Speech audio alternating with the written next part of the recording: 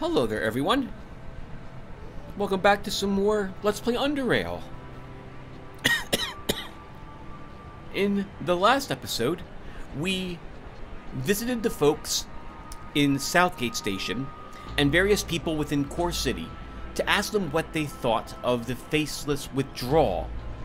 Something I don't think I've ever done in Underrail, since after I would talk to Vera, I would immediately make the decision about ending the game and end it right then and there.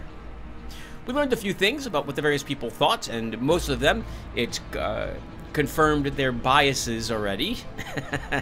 Which, of course, we shouldn't expect there to be any real change there. That's how humans work.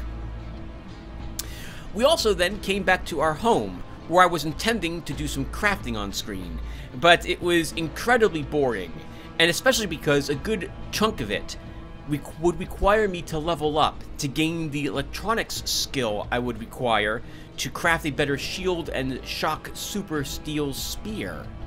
And I couldn't make up my mind what I wanted for a final feat or where other points were going to go. So rather than subjugate you guys to that, or even make it something that you would want to watch at the end of the video by making it a skippable, I guess that makes it something you guys wouldn't want to watch. Well, I just cut it out, and we'll cover the things I made before we get going to the Black Sea in this episode. We're also, because I leveled up, I feel compelled to do a summary on where we put the points and why I put them where I put them. So we'll go ahead and do that as well. And then, first, however, I'm going to talk about me, actual Tim, for a few minutes before we get going with all this. I'm not going to make this a skippable, though, because I think this is important enough that maybe some people will want to hear it. So let's go ahead and talk about me for like 3 minutes. There are two things, viewer, I need to tell you about. The first one is the lesser of importance. My COVID has rebounded. My cough is worse because I was feeling worse for the past 10 days. The last time I recorded Underrail was 10 days ago. Oh my goodness. Let's say that all the COVID symptoms came back again, and I'm still dealing with it, but it's finally to a point where I think I can get some more recording in. Whew. I'm very lucky that I had recorded all of our adventures in the deep caverns over the span of about 4 days, 10 days ago. My goodness. God, I just can't seem to kick this disease. But a disease I did kick, however, was cancer. The results of a bone marrow biopsy that I had done about a month ago have come in and shown that I have no sign of MRD. MRD stands for Measurable Residual Disease. And the tests that were done, one of them always showed I had something for the prior bone marrow biopsies I had done. This one test was super sensitive, and it kept showing I had a minuscule amount of it left, but you don't want to have any of it left. You don't want to have any cancer cells in your blood if you have leukemia. You want it all gone. Well, the fourth one showed it is gone. So now it is in effectively remission. Here's hoping, viewer, that it will stay that way. As such, I would like to thank all of you for your prayers and thoughts. I really needed those prayers over the past several months. I can't believe it's been almost 6 months since my diagnosis. It was October 23rd, I think, is when, or 24th, is when I got the diagnosis of acute myeloid leukemia with inversion 16, and I needed to go to the hospital immediately if I wanted to see Christmas. My goodness. Can you imagine that? That you've got effectively 2 months to live, if that. Unless you start cancer treatment. What a crazy adventure, viewer. I've talked a little bit about some of the things that transpired during that journey with you guys as we played Underrail this year. We'll talk more about that stuff later if we run out of things to talk about during our adventure in the Black Sea. But one more time, my cancer is now in remission. Thank you, everyone, for your kind words and your prayers. I really needed those things. I remember crying when I was reading all the comments I got on that message board post I made.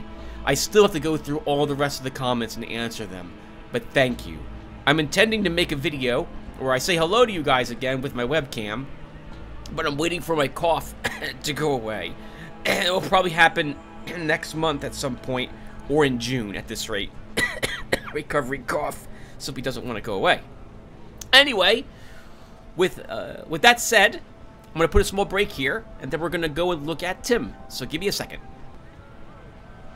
Okay, now, what you guys don't know, but you will right now know after I tell you, is that I had recorded this first half of this video before.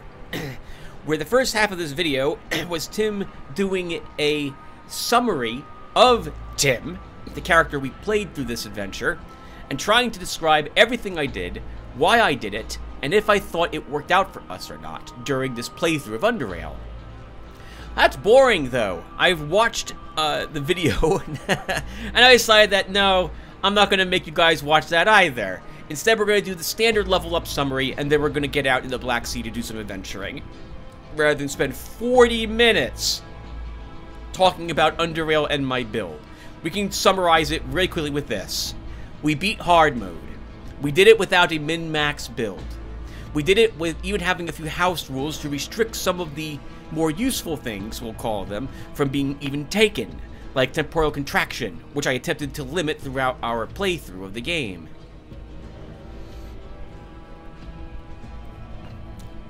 I was hoping to show everyone that you can play on hard and beat hard without needing a min-max character.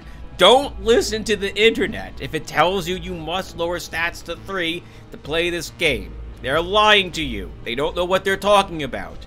You might have an easier time or a harder time, depending upon what you're lowering stat-wise or what you're taking skill-wise, but you don't need to do it to beat the game.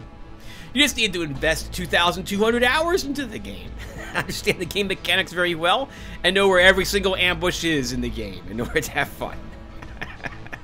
Alright, let's go look at Tim.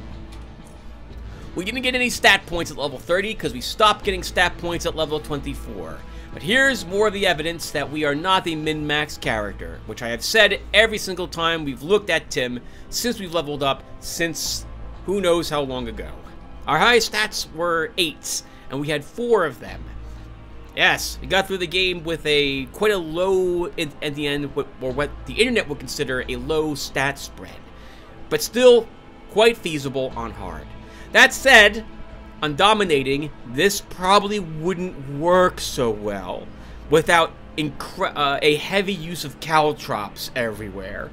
We would become the bear trap caltrop guy to make this work from what I've seen. But I think you still have to do that anyway, even if you're playing a min-max build on dominating. Anyway, here's the stats that we had finished the game with. For our skills, we played a hybrid character, and as such, we leveled our melee and metathermics every single time we leveled up, since we were using those to do our damage in combat most of the time. We have dodge and evasion as well, enough dodge that we can benefit from uncanny dodge, and 90 in order to make it so that we would benefit on the early parts of the game, where we would more likely be needing we would be hit by melee characters, or swung at by melee characters more often. We can rely now at the end of the late game with our high movement points to get us out of melee threat range. But not so for gunfire or crossbow bolts, which is why we continue to pump evasion the entire time.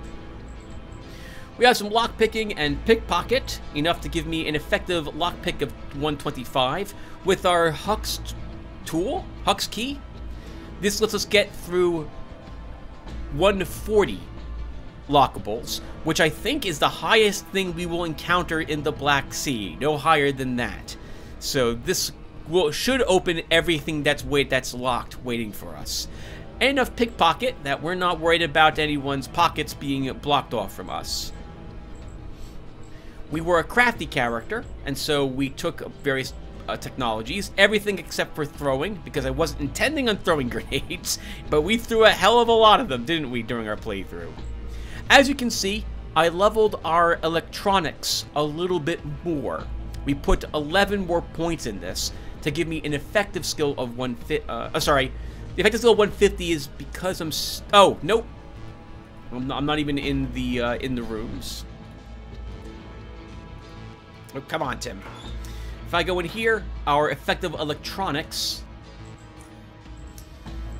becomes 172. And I think I needed 183 in order to craft the shield that I had the bits for. This was completed by eating John's special and taking the 1 Hyper Cerebrix that I had stored. And then, since I had picked up some more super steel of a good quality, I decided to make another shock super steel spear as well. We leveled temporal manipulation a tad as well, right there at the very end of the game, when we hit level 30, in order to, well, because, well, honestly, there was nothing else really to put points in.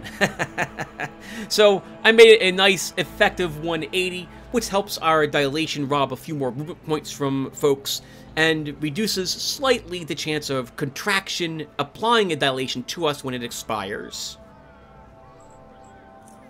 For my final feat, I took Decommissioner. Here it is. We are going to run up against 4? Let's go with 2 that I know of. Oh, 3. 3 tough types of robots in the near future. Protectorate Dreadnoughts, Naga Protectors, and Strongmen. I don't have any psionic powers that really hurt these things very well.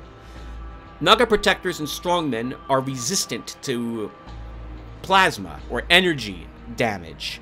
And as such, we can't rely on Plasma Beam to do the work I need it to do. So we're going to be relying on our Shock Super Steel Spear to do the damage I needed to do against these things. And that means, well, trying to get a few more points of damage with it. And thus, I took Decommissioner to end our character with. And for specialization, I dropped another point into Paranoia's critical chance reduction, giving us a flat 1% more reduction there. And that's our character. Well, a lot of fun to play this. You, once again, might not remember, but I will remind you guys that I had played up to the infiltration of the Institute of Chort with a build that was exactly this build, just with slightly different equipment. And by that, I mean different quality equipment, not different gear. I was using the same things, just with different numbers, because I think I got luckier here with the metal I had access to than I did with the other character who had made it that far. Or, yeah, that far, that's correct. I don't know where I was going with that tangent, so let's move on. The gear I made. So, here is our old Shock Super Steel Spear. The one we used to beat Chort with. And here is our new one. We picked up 7 minimum damage points, and we picked up 10 maximum with this Shock Super Steel Spear. We also gained more energy, and we gained more electrical damage. Very slight electrical damage. And here is the shield we beat the game with, a conservative medium frequency shield emitter. Very low is 20, very high is 197, and the capacity is 820 with 160 points of energy. Our new shield is very low 24, very high 235, capacity of 920, so an extra 100 points, and more energy at 184.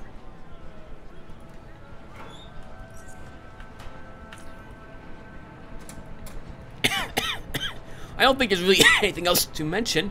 Let's go downstairs really quick and take a look at our crafting shelves. I can't remember if I used them or not.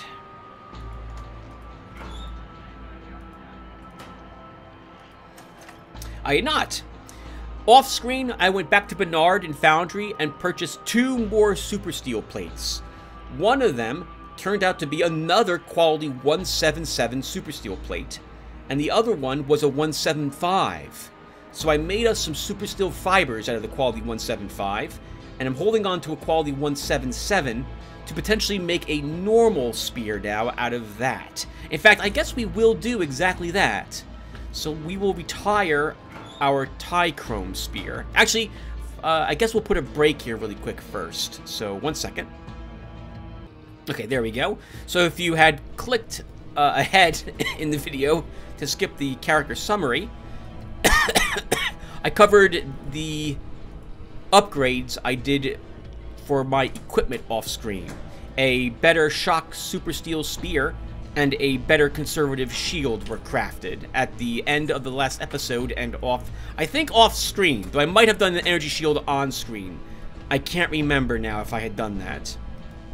But off screen, I also went back to Bernard in Foundry and purchased 2 more sets of super steel.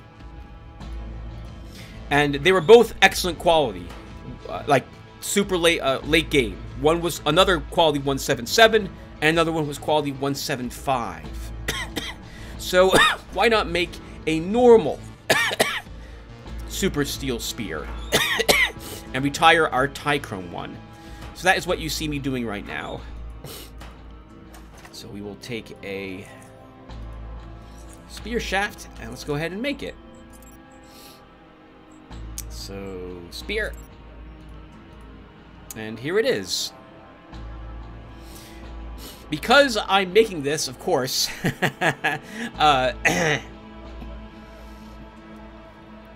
after I already made our better shock super steel spear, and because the quality of this is a little better than the quality of the spear, the steel we use for this, the damage for our normal spear is going to be a little higher. 2 more points min, 3 more points max. Done. As for our cash, in case you're curious, we still have 7,200 Stygian coins remaining and 14,800 Southgate Station credits. So we're looking pretty good there. Alright! Viewer, it is time. Time to step over into the Black Sea DLC. Let's do it. I think I've got all the stuff I want with me. Let's drink some juice and head on back there.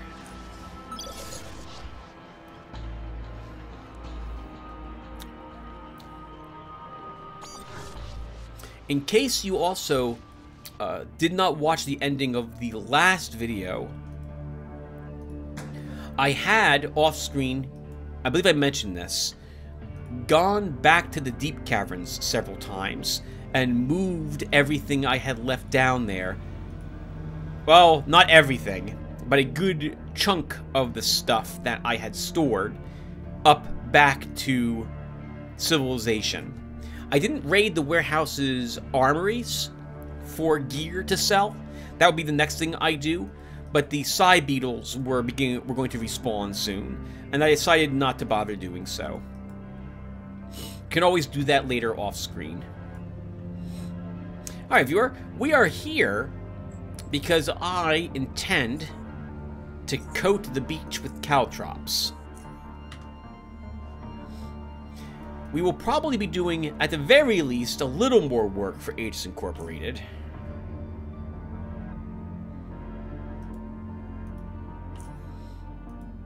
So why not increase the defenses that the beach has? And that means dropping caltrops all over it.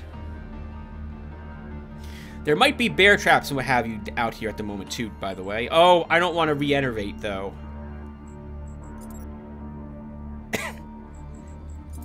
You know what? We can. No, we'll be okay. Let's continue to drop some caltrops. Alright, let's put some more burrower poison here. Not going where we want it, but that's the penalty for us not having throwing.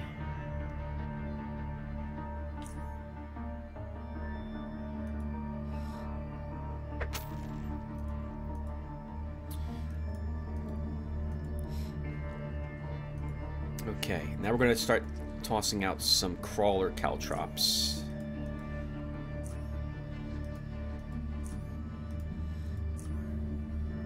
This is where it gets really tricky, viewer, because if this goes up near where Aegis Incorporated is, this might aggro them. Okay, perfect throw there.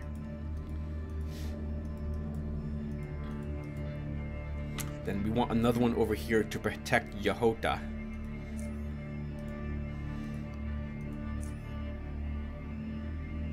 Before we toss one there, let's toss some more crawler caltrops down.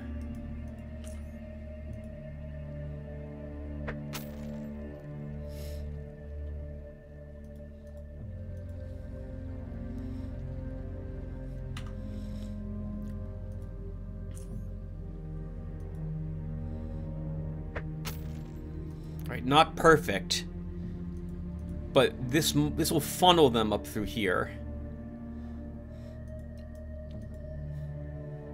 And then the last caltrop throw will go here. Oh.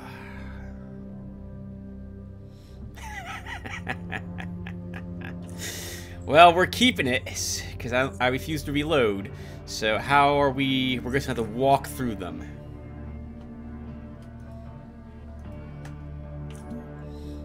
Okay. Alright, so let's get something to eat. Have some root soda. Go and visit the chef, see what he's cooking up.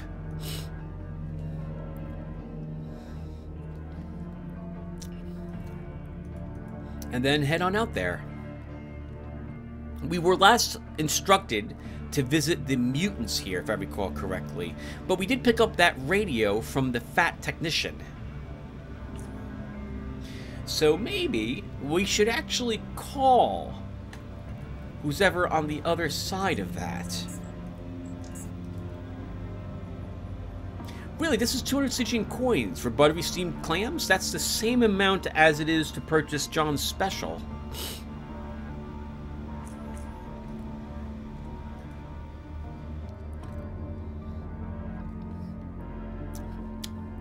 Oh, you know what else we have, viewer? We have the jet ski dungeon.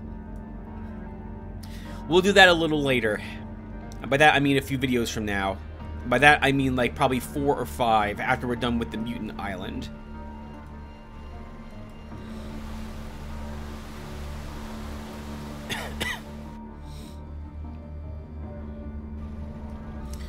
Okay. So let's go up this way.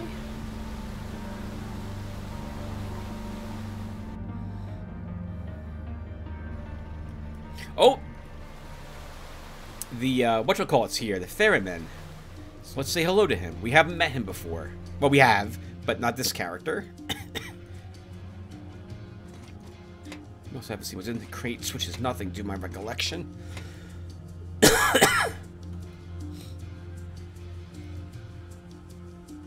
A ferry rests lightly on the water, gently swaying from left to right. On its deck, a man, old in appearance, but appearance only.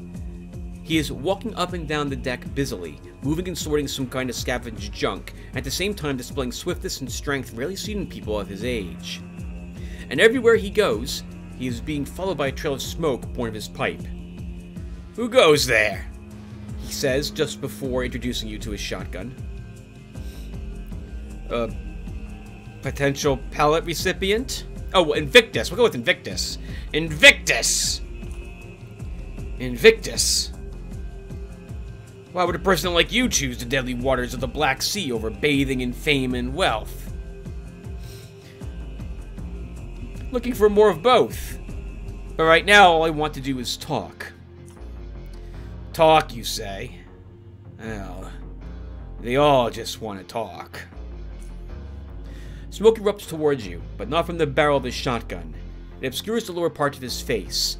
Everything below the nose except for the lit end of his pipe. Above, his eyes still stare at you. He lowers his gun and grabs his pipe with his left hand.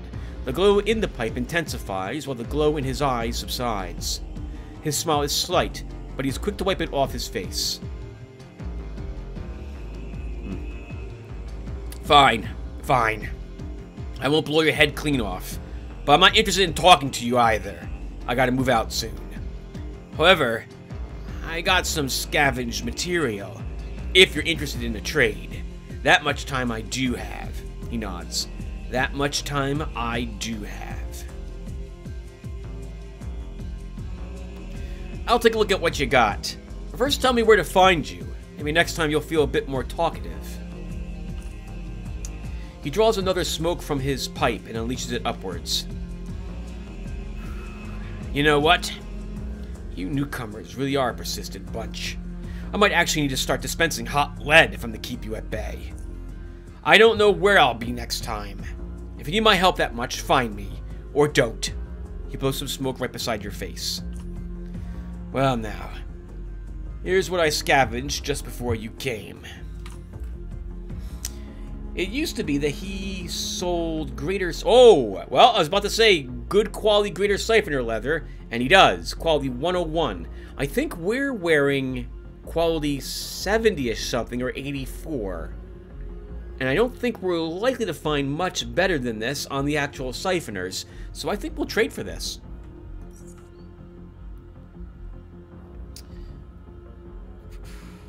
And I don't see anything else that I'm interested in.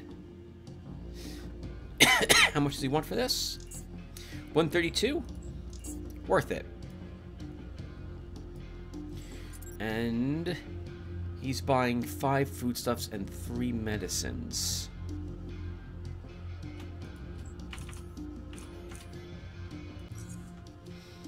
And a blueprint plus ammunition, but I don't have any real ammunition to sell him. Well, now that I have that siphoner leather viewer, we're going to go right back home and craft us up a better suit of infused siphoner leather armor.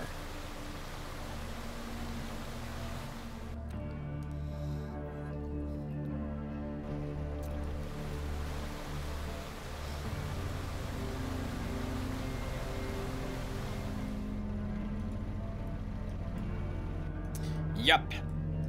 No reason not to. Assuming I have the aluminum to make us immune to being set on fire. I don't think it's as good as the aluminum cloth we are currently using, if I do have any saved. Oh my goodness.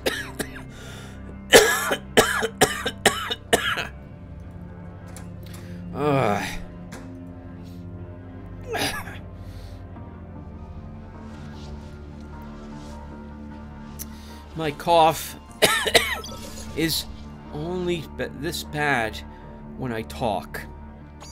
If I don't talk, I don't have this problem, viewer. Let's see. We want infused leather armor.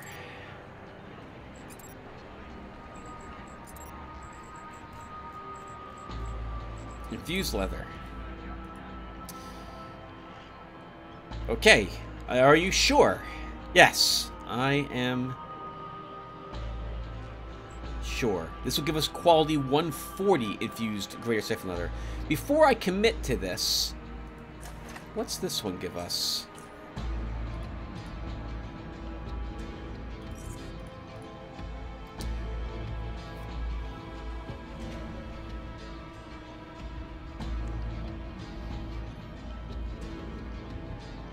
Three less points.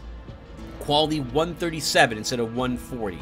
I think I had mentioned this with Decker all those years ago, how you don't need an incredibly high super steel fiber and the leather armor you intend to infuse, because they will tend to balance each other out, and the time spent to acquire one is probably not worth it if you have the other of high quality. That said, we will still use our 175 to make this armor, because I don't intend to make other tabby boots. Or if I do, I can use the other quality super steel fiber. Let's do it. Bam. Done. Okay. Then we can put back this fiber. And then, what do I have? 146 is good. Very good. If I was to make leather armor... Oh, I also want cold resistance. I think. Right now I'm using cold and heat. Okay, so if we do this, what do we get? Yeah, it would be slightly less heat because our aluminum is not as good. We pick up 2 more points of dodge and evasion. This is 1 level higher than what we're currently wearing. Just that. So probably wasn't worth it, spending 3,000 coins to do what I just did in the end. But, I mean, we're still doing it. The other alternative is I make tabby boots out of it.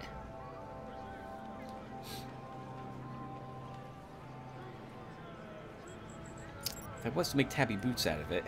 Oh. I need some souls. Let's see.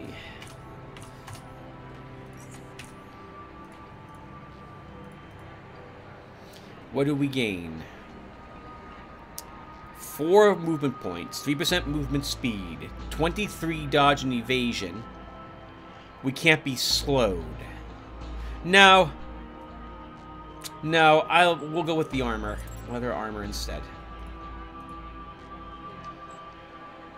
Done.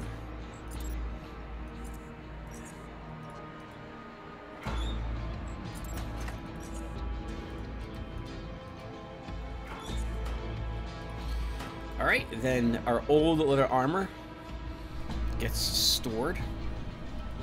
Because we beat the game with it, so it goes into a Hall of Fame effectively for Tim here. Would be a betrayal for me just to scrap it. And I go back over to the DLC again.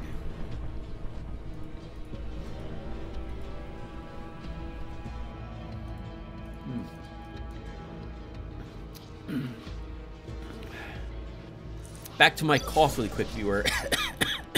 If I was to wait until the cough left before I attempted to record, we wouldn't have any videos where Tim talks in them, probably until July or August. This is what's called, I think officially, is called a post-viral cough. For me, I call it my recovery cough. It's an itch at the bottom of my throat. And the only way my body can scratch it is to cough.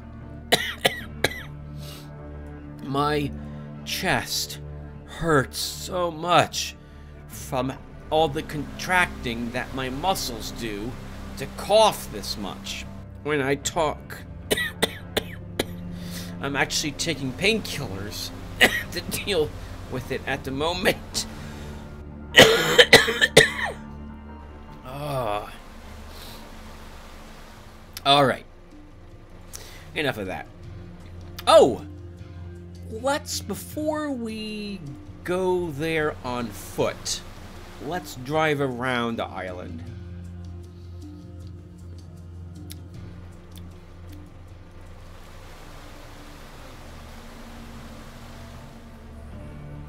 An agility 9 jump.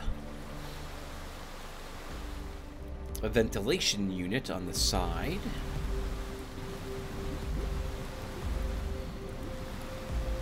Some brown named mutants, which means they're not currently hostile, but could become hostile if you get too close to them or do something that you're not supposed to do to anger that group.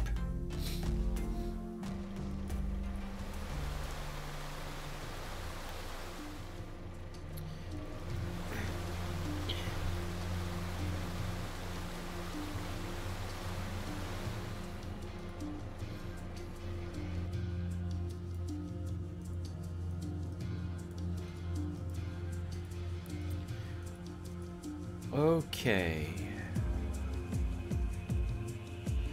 Well, viewer.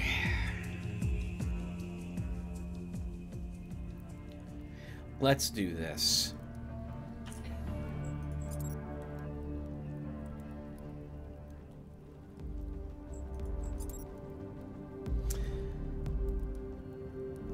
The Cortex CT R2 WP4 two-way 4-channel waterproof radio As the preferred communication device of Underrail ferrymen and jetters, it has earned itself the nickname Floaty Talkie due to its useful inability to sink.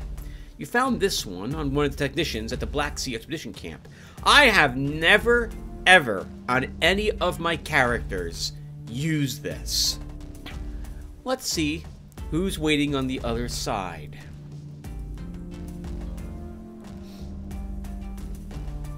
Even though this device supports channelized operations, it has been manually set to a frequency of 27.894 megahertz.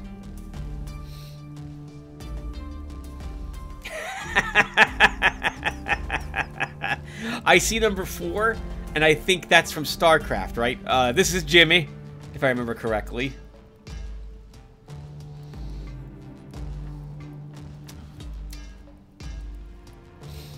Do we continue to announce ourselves as the Invictus everywhere? Sure. Even if they don't believe me, that would be funny to start with. This is the one and only Invictus. You hear nothing but static. Anybody there? Over.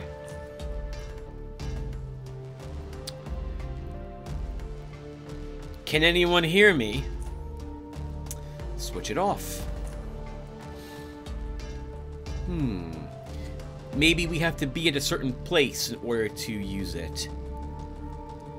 We know it's used by the pirates. We might be too far away. Maybe we have to be on our island? Or maybe we're going to end up working for H Corporate after all. Now...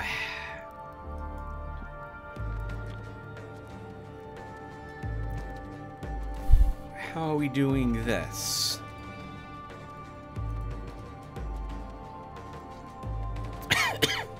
Well...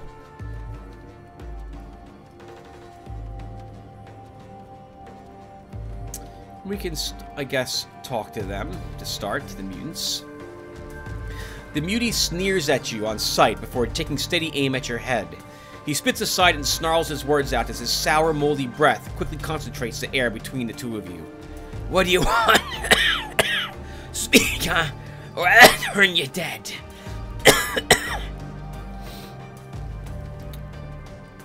What is this place? We live here. What's it to you? Well, I would like to enter. Can you let me in? Why? Who are you? There's a lot of folks roaming about the sea nowadays. I'm Firestarter, the current Invictus. Interesting. Don't know what that means, but interesting. So, Invictus, why do you want in? I'm looking for something, and I believe that something is located here. He eyes you briefly before lowering his weapon to chest height, but still keeping it pointed at you. He spits aside again before talking. Weasley. He's our leader. It's him you want to talk to. But I still ain't sure if you should let in. See, we got lots of folks in on us because of our condition. Wouldn't want to just let anybody inside, you know. It's dangerous, you know. Especially now.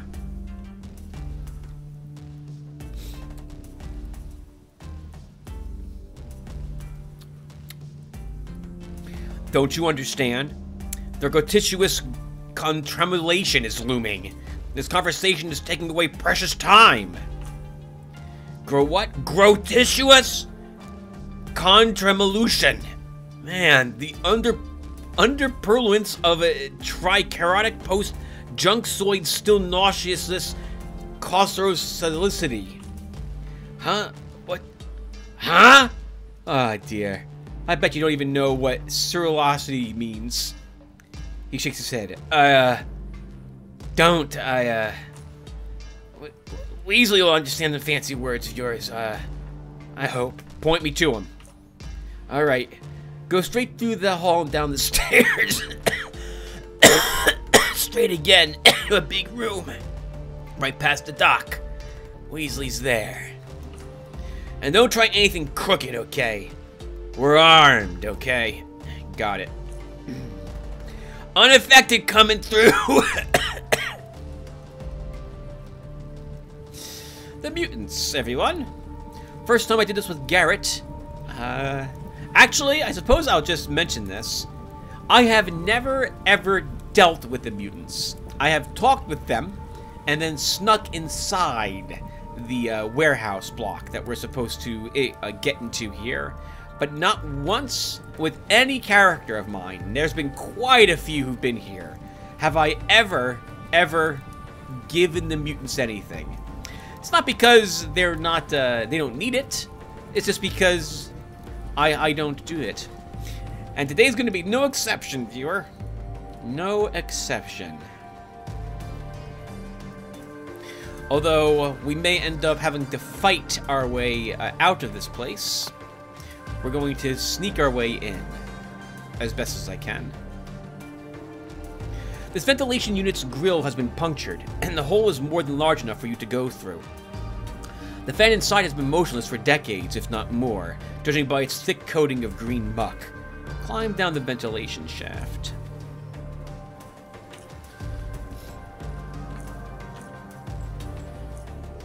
Now, I did bring my stealth gear with me, so we have an effective stealth of nothing.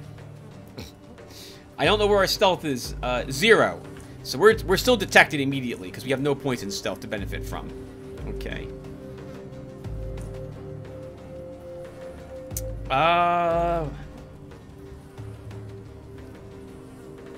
Can we get back up? So the only problem with going down that way is that we have no way of getting up that way.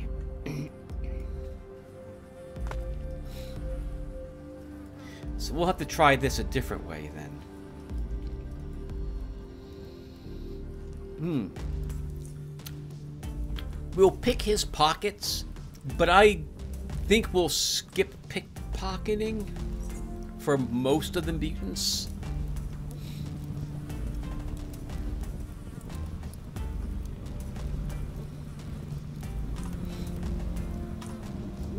Oh, it's H2.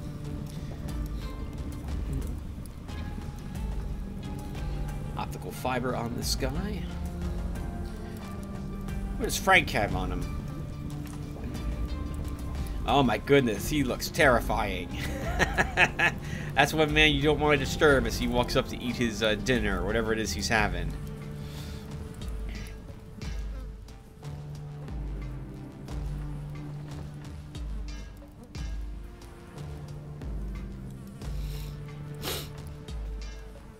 When this mutant walks out, we will attempt to walk into here.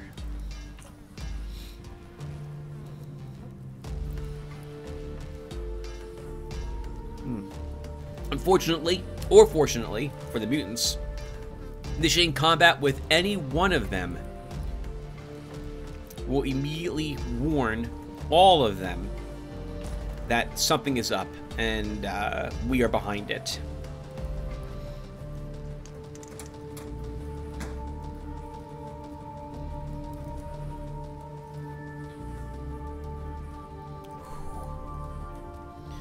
You see a rusted old crane, forgotten and alone, with its lifting hook dangling over the hole like an arm of a corpse. The machine seems to have been used to move objects between this floor, the floor below, and whatever the darkness at the bottom conceals. Perhaps you too could make some use of it. Try to use the crane. You press the button to lower the hook. Nothing happens. Mechanics, attempt to repair the crane with an advanced mechanical repair kit. Actually, we could probably do it with a normal repair kit. You inspect the crane and discover that repairing it is feasible and requires nothing more than the contents of your repair kit. And so your skillful hands take over and bring this dead machine back to life in a matter of minutes. Activate the crane. You press the button to lower the hook. Nothing. You press the button again, this time a little harder, and witness the result of your work. The large gear slowly begins to turn, the consequent grinding sounding like the machine's very first breaths in a long time, while the hook descends into the dark. The gear stops after a while, as there is no more chain left on the spool. The chain seems relatively safe to use, as you don't see any major signs of weakness or corrosion. Descend to the floor below. That wasn't quite what I wanted to do. All the way down.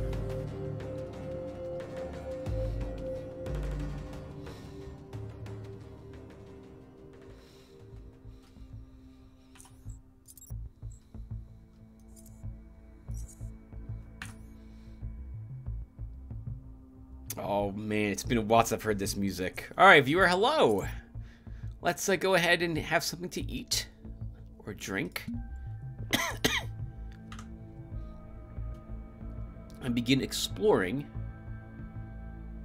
the NFT warehouse?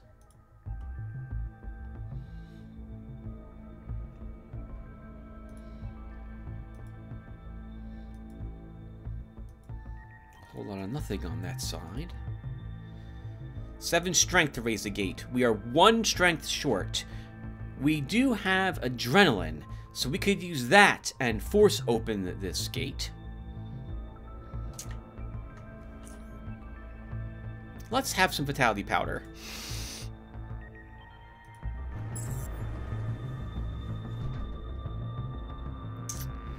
Hello, giant crabs and the colossal crab.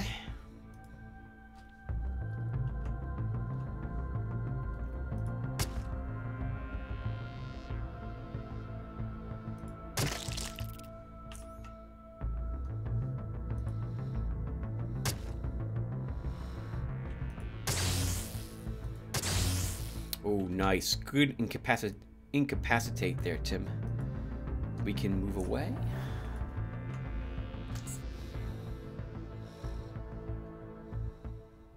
I was confused for a few seconds as to why I had so many action points. It's because we are still benefiting from our vitality surge.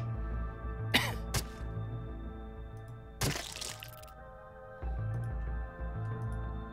want to kill the colossal one. It's far more... Really, game? Far more dangerous than the little ones are.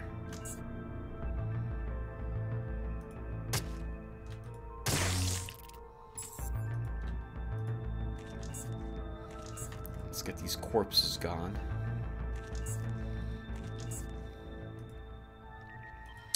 I need something to put that garbage in. Oh, in though. We have another giant crab over there. I guess we'll just leave all the junk here. Giant crab carapaces, which we're not going to ever use. Mutant crustacean eyes, which we can break down for some sort of biology bits. Guess we'll hold on to these at the moment. Actually, I think I have plenty of insectoid salivarum, so we shouldn't need more of that.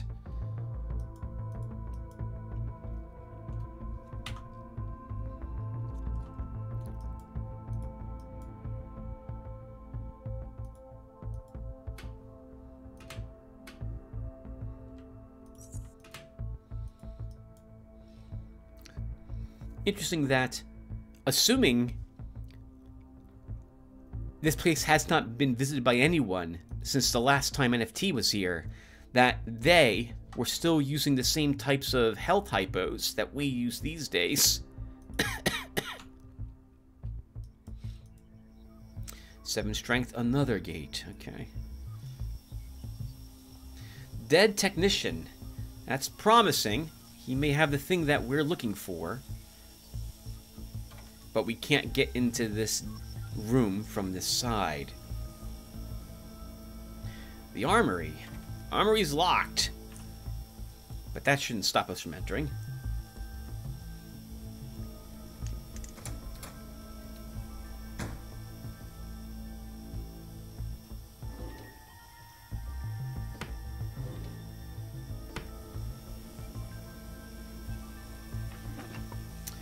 Just some bullets. Are we looting the place? I guess we are.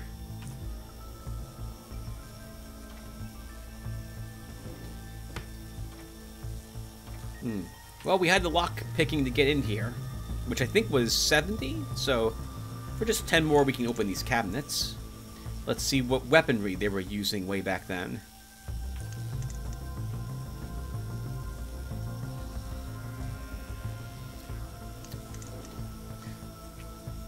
Tungsten crowbar. And the steel sledgehammer. 9mm 50-round ratchet. 8.6mm Hornet. 9mm Luger laser sight. That is worth taking and repairing. The others... I guess we're breaking them down, viewer? Come on. Alright, fine. So let's recycle. Why not? We've done this throughout the entire game. I was going to spare you guys this, but oh, come on. Let's go ahead and break down this stuff. And then make some repair kits, because that's what we do with all the mechanics that we have.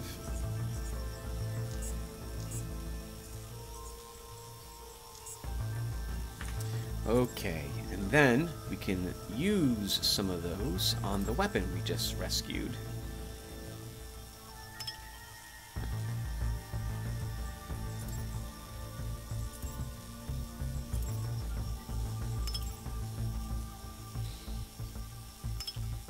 Good enough.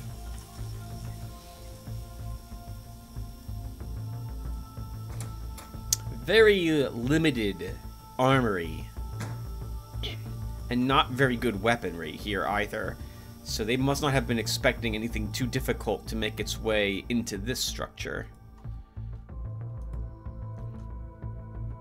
If we hadn't repaired the crane, this is your way back up. And there's going to be a mutant standing on the other side of that elevator, which means you're fighting them to get out of here. By them, I mean all the mutants. Unless, of course, you dealt with them.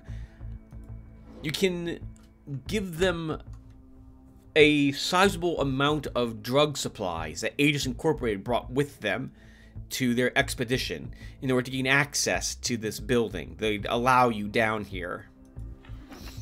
They're nervous that by allowing us down here, it will anger the natives on the island. I don't see how the natives would even know that that happened, but that's what they tell you.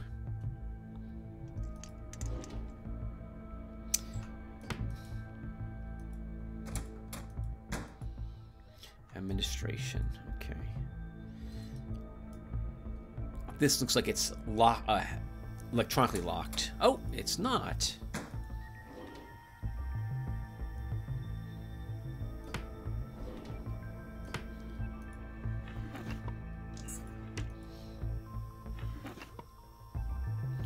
There's also nothing really in this room.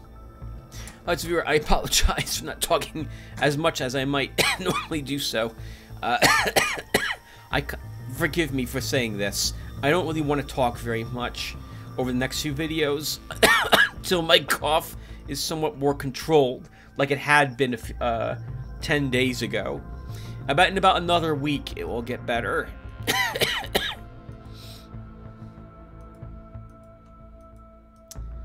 office. Oh, and that we can't get in. Okay, so we didn't really gain access to too much by forcing open that gate, but we are able now to run around if need be. We have more maneuvering room, which is always useful when you are fighting something, and you rely on your movement.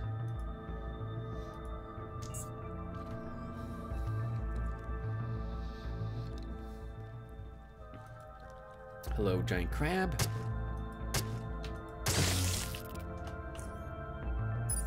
You're not a colossal crab.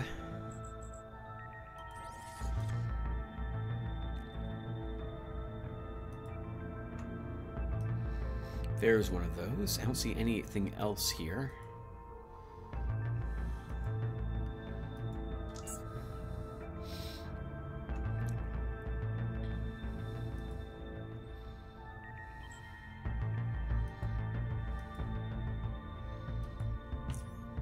A bit risky to charge up, since I don't know if there's any traps still around here. However, judging from the fact that the crabs are just walking around like they own the place, because they do, I probably shouldn't be too worried about traps.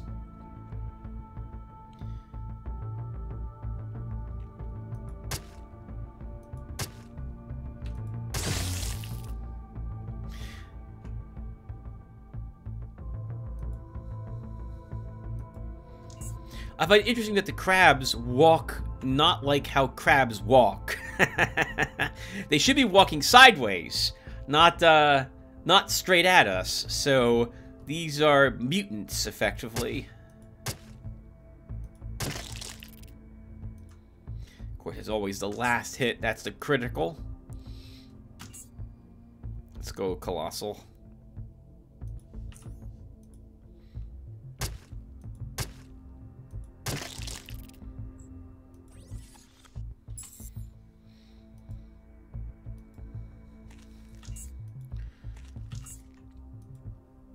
A jackhammer is here, in case you feel like you need to break down walls, what have you. We might be coming back for that. A triclaw, 50% more pain.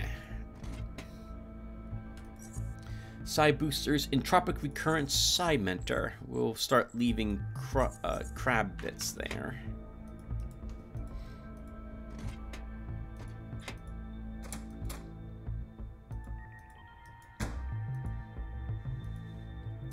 You see a large water pump dressed in dust and cobwebs. It does not appear to be functional, but considering its fairly good general condition, it might still be repairable. There is a button on it that is conveniently labeled Activate. Repair the water pump with an advanced mechanical repair kit. You patiently patch up the holes, check the valves, and in general perform a plethora of, fortunately, minor repairs. The water pump is ready for operation. Activate the pump. You guys probably can't see it. I guess we'll just leave. Over here, the floor below this one is flooded, and we need to get down there, which is why we're going to activate the pump.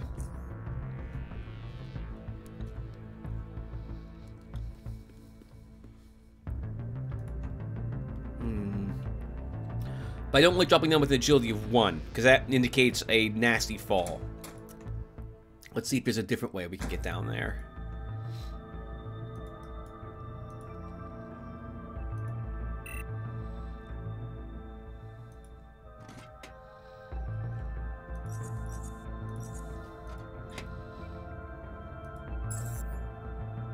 Ah, the Psi Crab is why you saw me activate my shield earlier. I thought they were called something a little different. They use a electrical attack, similar to coil spiders, but they don't have an EMP burst. I think their electrical attack does more damage than the coil spiders does. Let's see if we can set this one on fire.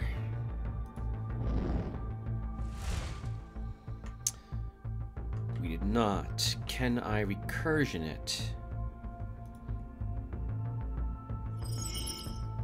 And then we bravely hide around the corner.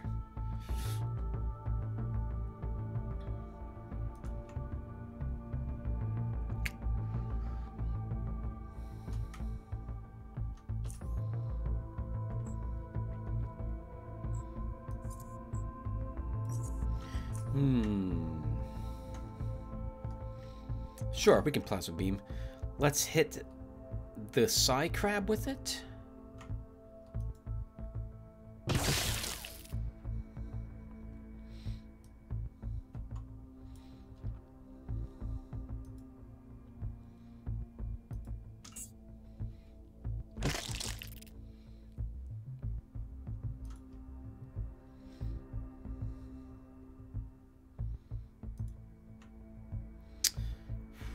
I don't want to be hit by the Psi Crab, and I want to show off and not use our shield, which I totally should use.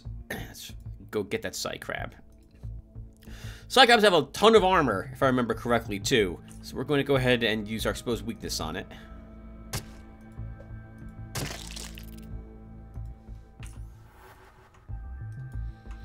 I think we'll use Uncanny Dodge, just to make... Oh! There's another Psi Crab there. Good thing, Tim, you were... Oh, far enough away that they didn't get a chance to zap you.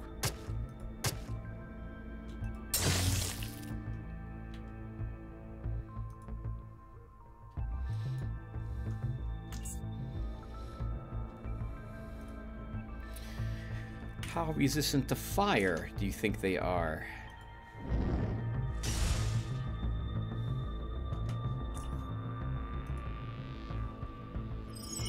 somewhat resistant. We can still hurt them.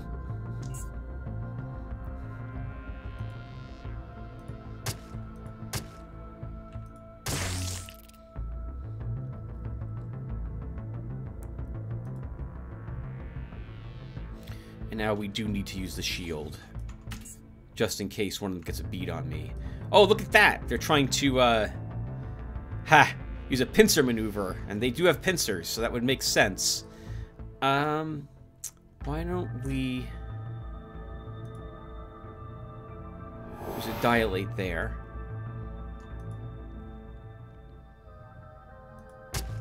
Oh, good critical. Still not enough, though, to kill it.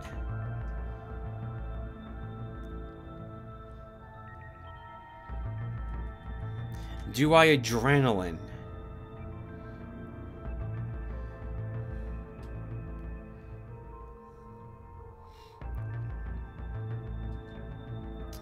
I can't get away.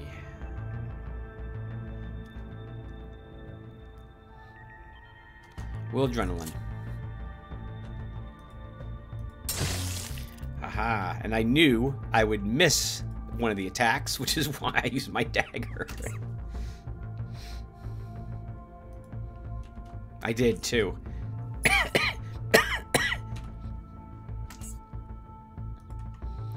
Better to be safe than sorry.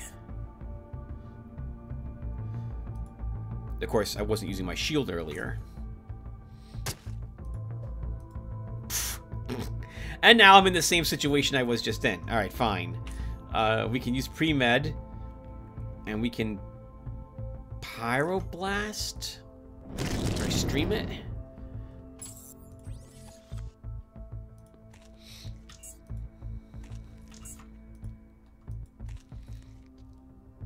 Psycrabs have the Psycrab Hippocampus, which gives us something something different in regards to breaking down creature bits. So we'll want to bring those back with us.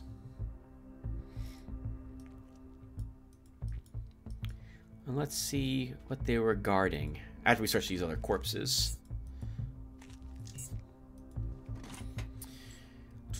Psycrab Carapace. In addition to being tough, Psycrab Carapace also naturally increases psionic regeneration. It's very heavy, though. It could probably be used to augment certain armors. I have no intention on making armor that used it, though, so it will stay here.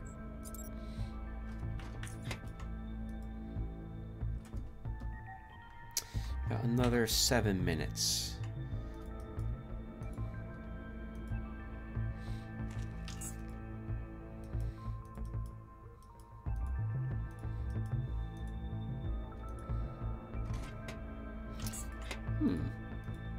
A scope.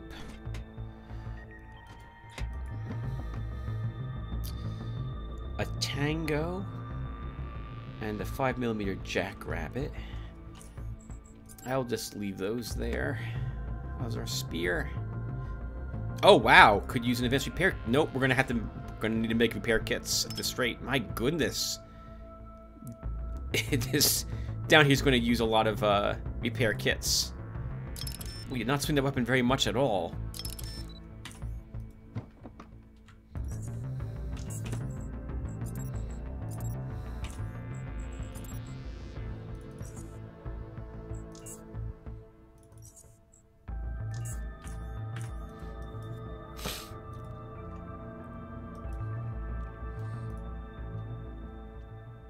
More crabs. That's what she said. Alright.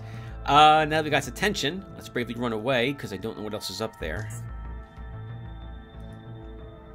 Just one of you? I'm still not convinced. And you didn't move up anymore. Okay.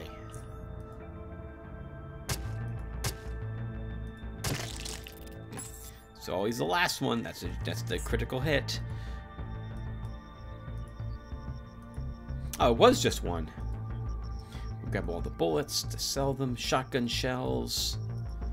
Launcher grenades. Looks as if they had left some ammo here. Sealed this place up to make a final stand. But I know that things didn't work out for anyone here in an NFT structure, since Biocorp wasn't going to give them that type of battle.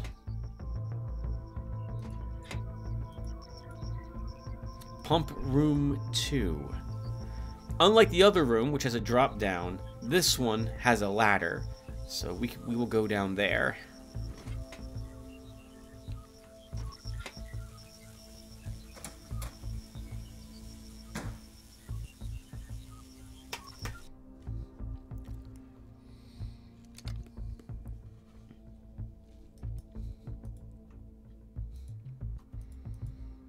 Can't reach that door. Desk has just a single lighter in it. And our first strongman. Let's see how much damage we do to it with our normal spear. This unit is in no need of engraving, sir. It's respectable. 100 damage, 99 points.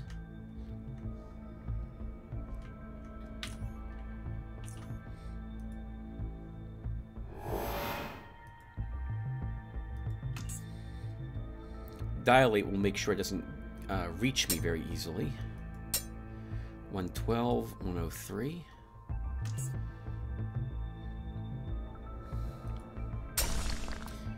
It's always the last hit. That's the critical hit.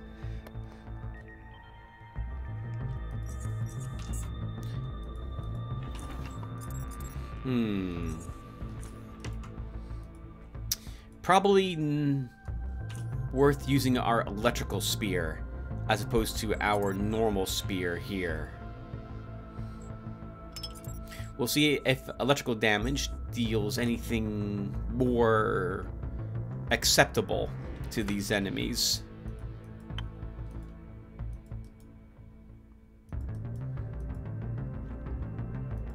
I don't think Blade Maidens are present down here. You get introduced to them slightly later.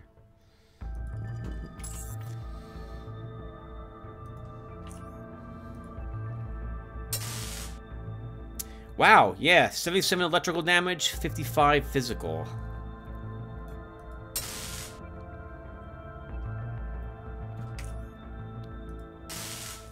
And they can be stunned with our taser. Through our taser. So we go from 3 rounds to 2 rounds if we use our shock super steel spear. Oh, 91 plasma core is worth taking. And viewer, we've been playing for about an hour, so I think we'll explore the rest of the warehouse when we get back. So thank you all for watching, and I will see you in the next one. Take care, everyone.